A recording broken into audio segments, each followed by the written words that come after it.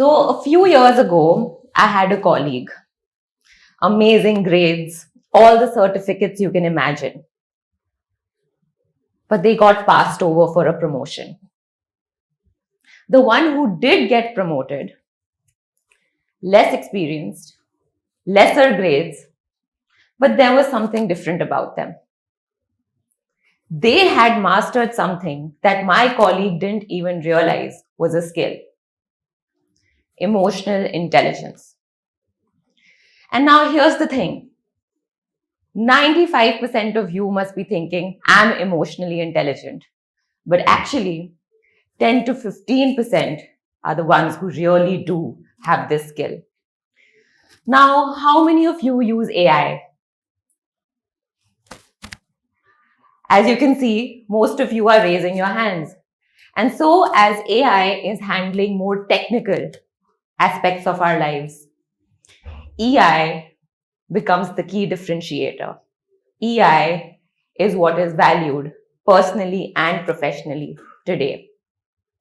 Now, I don't want to talk about EI as just some soft skill, something like time management or etiquette building. Yes, those are important. But EI is a game changer. EI decides whether you're going to lead or just follow, whether you're going to inspire or instruct, whether you're really going to create an impact. So let me paint you a picture. Imagine you've planned a date. Now you've planned it really well, you've booked the place, everything is set, and then they cancel on you. Now that's got to feel bad, right? That's got to hurt. Now someone with low EI, they will respond by saying, you're a terrible person, I don't like you, I never want to see you again. You're in a bad mood, they're in a bad mood, and overall, it's a negative outcome. Now, someone with high emotional intelligence is going to take a pause. A University of Yale study says this should be at least a 6-second pause. And then they say something like, this isn't like you. I hope everything is okay. Can you help me understand what exactly went wrong?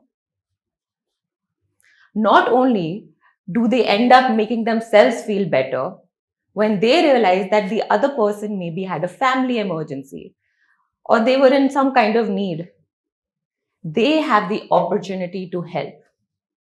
And that opportunity to help creates an opportunity to create a deeper connection.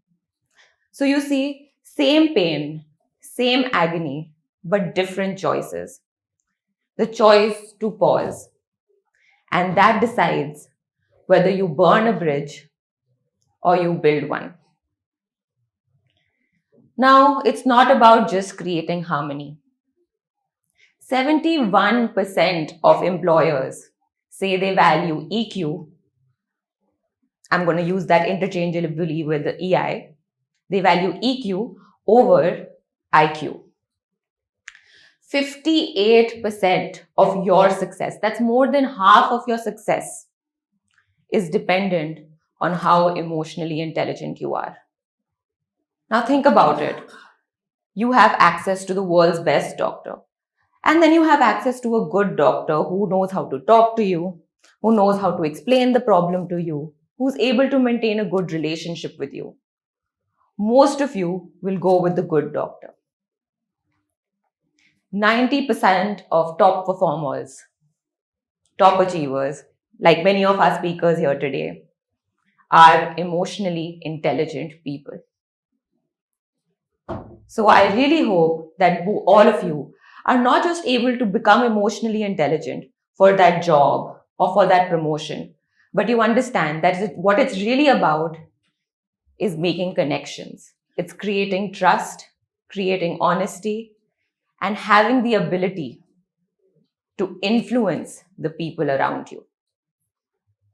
Now, a lot of you may be thinking that emotional intelligence means being happy all the time, being agreeable all the time, being nice all the time, never showing frustration. That's not true. Emotional intelligence is not pretending to be calm.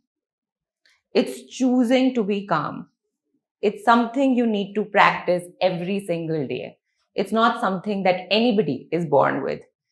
In fact, our nervous system, the automatic reaction of our nervous system is to react, is to feel, is to emote. But it's our duty to realize that between every trigger and every reaction, there is a pause. And that pause is where your power lies. Now, let me explain that a little bit more by talking about 4 skills that I can help you master today. First, we have self-awareness. Now, imagine you're running a fever. What do? You take a thermometer, you measure your temperature, you find out it's above the threshold, and then you take some medicine. The point is, you make yourself aware of the problem, and then you come up with a solution.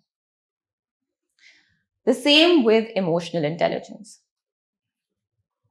You make yourself aware that you're feeling something.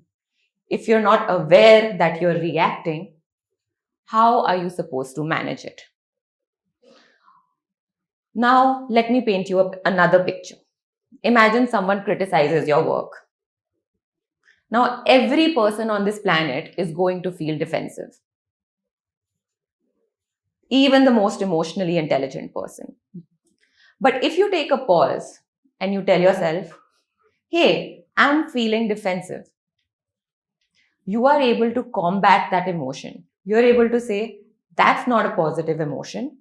Let me try to respond in a more constructive way. Someone who doesn't pause, who reacts immediately, will respond by saying, they don't get it. I think my work is perfect. I don't know why they want to criticize me all the time. No growth. But one who pauses would say something like, thanks for the feedback. Could you tell me what exactly could be improved? That's emotional intelligence in action. Now, the next skill I want to talk about is emotion management. Now, my favorite example to give for this is the 2011 World Cup. Some of you may have watched it, some of you are very young to have watched it. But what happened that day was emotions were high, anxiety was high, pressure was high. Gautam Gambhir had a run out at 97 runs. And one would say that he took a lot of impulsive actions that day, a lot of risks that day. And so, in that moment, MS Dhoni made the decision to promote himself in the lineup over Yuvraj Singh. Now, why did he do that? A lot of people even argued that maybe Yuvraj Singh was in better form. So why did MS Dhoni promote himself in the lineup?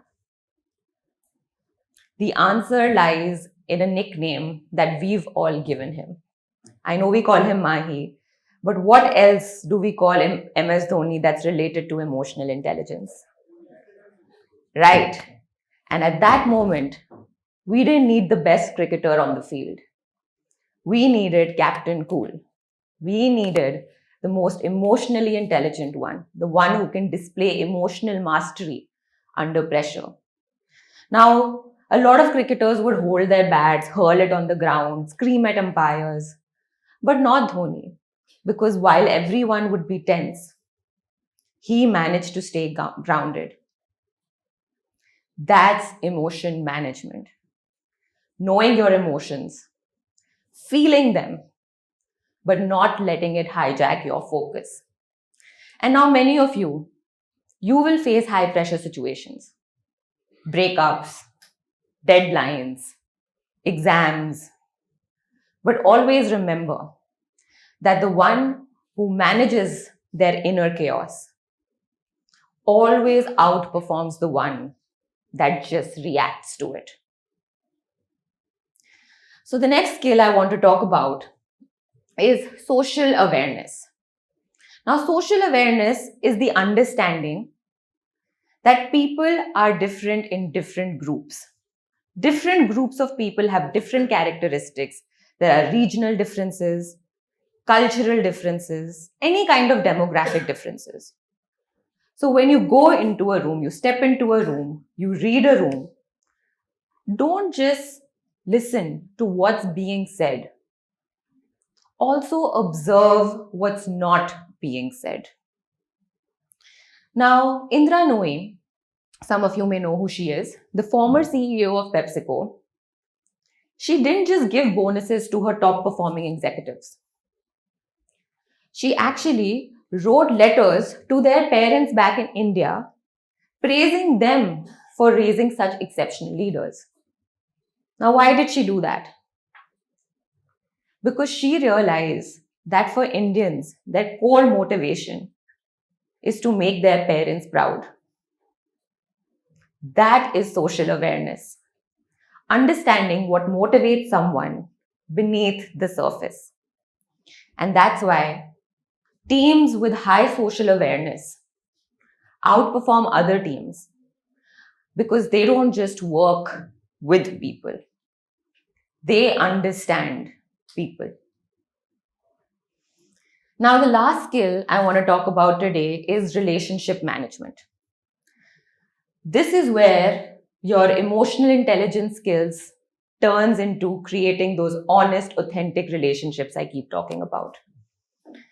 In a professional lens, this is where EI turns into leadership.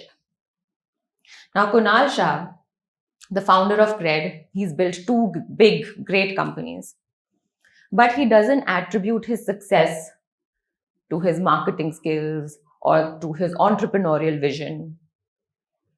He attributes his success to his people skills, how well he gets along with people, how he's created loyalty and trust. He does so with a method that us psychologists like to call connection before content. What does that mean? It simply means that before you give anyone any information, any content, in order to be fully heard, fully understood, you need to create a connection with them first. For example, any normal manager giving some employee some feedback would go about it like, you're not meeting these goals, here's what you need to do. If you don't meet these KPIs, these are the repercussions. How Kunal Shah or an emotionally intelligent manager would do it would be by saying, okay, how are you liking it here? Is there anything that can be improved in the company that can help you align your goals better? The point is, he ensures that the person feels heard, and that almost always guarantees that he is being heard. Because that's the thing. Leadership isn't about charisma. It's about connection. So my take-home message to you all is to be curious. Be curious not just about what you're feeling, but what other people are feeling and why they're feeling that way. Ask yourself, what is this emotion? What is this feeling trying to tell me? You're feeling bored. You don't feel like working. It's a motivation issue. But maybe if you find the task overwhelming, then it's an organization issue. You have to be more organized. Feeling angry? Maybe it's not about the person. Maybe you feel insecure. The point is that we need to stop fighting our emotions and start listening to them, treating them for what they really are: data, information, intelligence. And so, I hope in these last 15 minutes, I've been able to help you understand the power of emotional intelligence, because it's not going to replace any of the skills you need for your job. You're going to need the marketing skills, the surgical skills, etc. But it will 100% help you amplify them. And it's a power that's available to each and every one of you today. Thank you.